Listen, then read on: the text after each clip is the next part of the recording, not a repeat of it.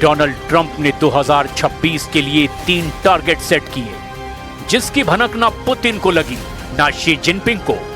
Iran को भी ऐसा सरप्राइज मिला कि खामनेई देखते रह गए। ईरान में भड़काई गई आग में तख्ता पलट की कोशिश हो रही है। दावा किया जा रहा है कि ईरान में 200 लोगों की मौत हो चुकी है और तेहरान से लेकर मशहद समेत कई शहरों में न सिर्फ आगजनी हो रही है, बल्कि कई जगह हथियारबंद प्रदर्शनकारियों ने सुरक्षा बलों पर भी हमला कर दिया है। ऐसे में ट्रंप के ट्रिपल टारगेट पर कौन कौन है, ये जरा बहुत गौर से समझिए।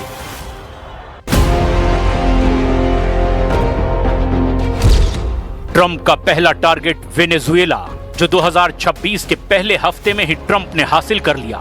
ट्रंप का दूसरा टारगेट ग्रीनलैंड है, जिस पर वो बहुत जल्द एक्शन ले सकते हैं। ट्रंप का तीसरा टारगेट ईरान है, जहां प्रदर्शन की आग CIA और मोसाद ने लगाई है, ये खामनेई का इल्जाम है।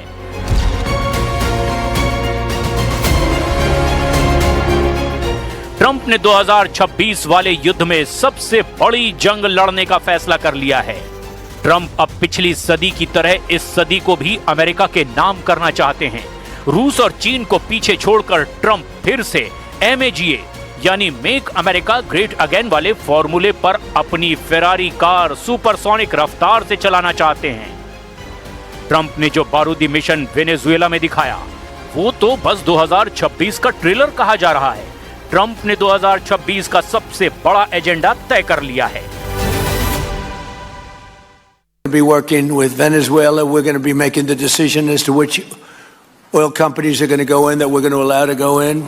So you're dealing with us directly. You're not dealing with Venezuela at all. We don't want you to deal with Venezuela. Nicolas Maduro को उठाकर अमेरिका लाए जाने की तस्वीरों ने पूरी दुनिया को दहला दिया। ट्रंप अब एक अलग आक्रामक मूड में हैं। ग्रीनलैंड की बर्फ अब ट्रंप के गुस्से को देखकर पिघल रही है। ये खतरा पूरे यूरोप को सता रहा है कि अब ट्रंप नेटो तोड़ डालेंगे।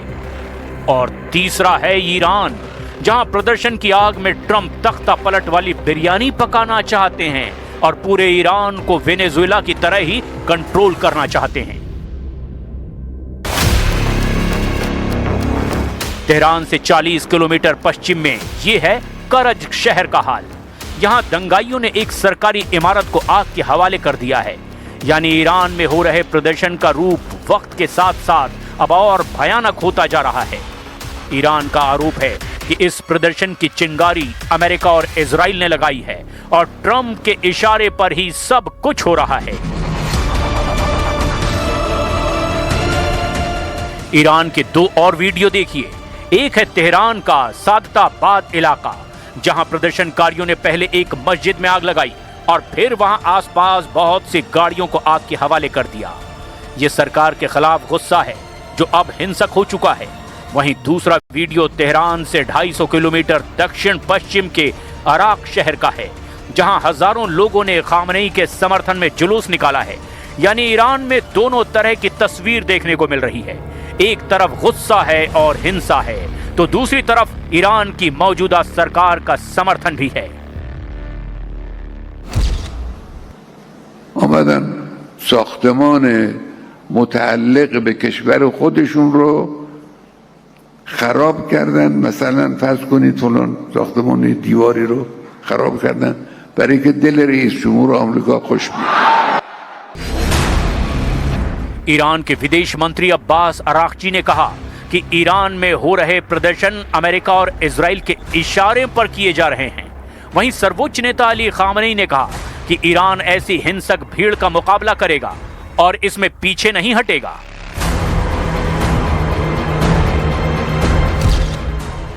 इसमें कोई शक नहीं कि डोनाल्ड ट्रंप के जहन में इस वक्त सिर्फ और सिर्फ तेल चल रहा है। वो ग्रीनलैंड के प्राकृतिक संसाधनों के बारे में सोच रहे हैं, वो ईरान के तेल और गैस के बारे में सोच रहे हैं, और वेनेजुएला के तेल रिसर्च पर तो अमेरिका का कब्जा हो ही चुका है। अब ट्रंप भी इसके बारे में खुल्लम खुल्ला ऐलान कर रहे हैं। तेल के खेल में डोनाल्ड ट्रंप के आंकड़े क्या हैं, इस पर उनके दावे देखकर तो अमेरिका के विरोधी हैरान हैं।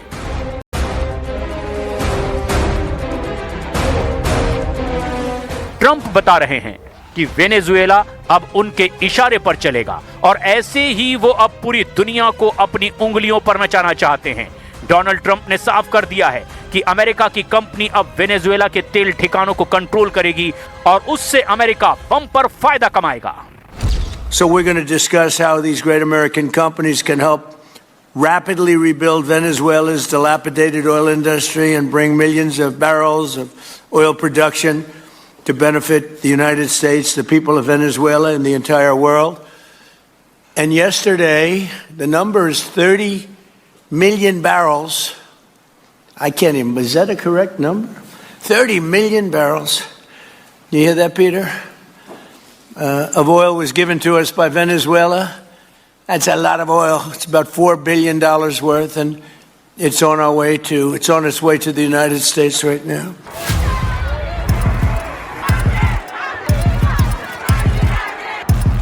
ट्रंप का ट्रिपल टारगेट ईरान देर से ही सही, लेकिन अब बहुत अच्छी तरह समझ चुका है। ईरान में तेज हो रहे प्रदर्शन का एजेंडा अब सीधे वहां के सर्वोच्च नेता अली खामनेई को बनाया जा चुका है, जबकि गुस्सा ईरान की बदहाल आर्थिक हालात का है, महंगाई का है।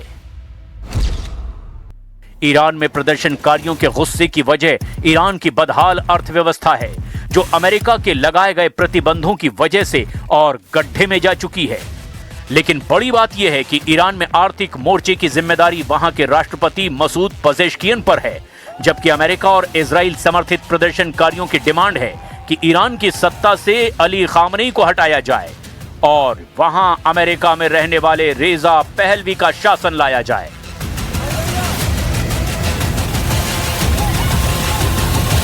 ईरान में हो रहे हिंसक प्रदर्शन के खिलाफ अब अली खामनेई ने बहुत सख्त आदेश जारी कर दिया है। ईरान में ऑर्डर दिया जा चुका है कि कोई भी सरकारी संपत्ति को नुकसान पहुंचाएगा तो उसके साथ ऐसी सख्ती से निपटा जाएगा कि पीढ़ियां याद रखेंगी। लेकिन बड़ा सवाल यह है कि डोनाल्ड ट्रंप और बेंयामिन नेतन्याहू की जोड़ी से ईरान टक्कर कैसे लेगा।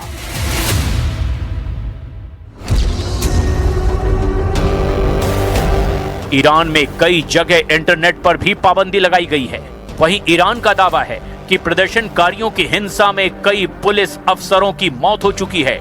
इसमें पाकिस्तानी आतंकी गुट जैश अल अदल के हमले भी शामिल बताए जा रहे हैं। खामनेई ने ट्रंप पर सीधा हमला किया है। खामनेई ने कहा कि डोनाल्ड ट्रंप के हाथ ईरानी लोगों के खून से सने हुए हैं।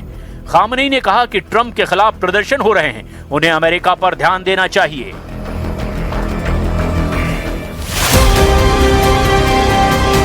ईरान में तख्ता पलट के लिए उकसा रहे रेजा पहलवी को बड़ा झटका लगा है। ट्रंप ने पहलवी से मुलाकात करने से मना कर दिया। ट्रंप ने कहा कि अभी इसका वक्त नहीं आया है। हालांकि इसमें कोई शक नहीं कि रेजा पहलवी फिलहाल उस कैंप में हैं जिसे एंटी ईरान कैंप कहा जाता है। यही वजह है कि रेजा पहलवी लगातार ईरान के लोगों को प्रदर्शन तेज करने की नसीहत दे रहे हैं। حضور دگرباره و پرشکوهتان در خیابان‌های سراسر ایران در شامگاه جمعه پاسخی دندان شکن به تهدیدهای رهبر خائن و جنایتکار جمهوری اسلامی بود. रेजा पहलवी को इन तस्वीरों में इजराइल के प्रधानमंत्री बेंयामिन नेतन्याहू के साथ देखा जा सकता है। अप्रैल 2023 में रेजा पहलवी इजराइल गए थे और तब उनकी वहां मुलाकात इजराइल की टॉप लीडरशिप से हुई थी। इन तस्वीरों के सामने आने के बाद से ही रेजा पहलवी की एंटी ईरान कैंप वाली इमेज और मजबूत हो गई है। वैसे डोनाल्ड ट्रंप के सामने अब नया मोर्चा ग्रीनलैंड भी बन चुका है।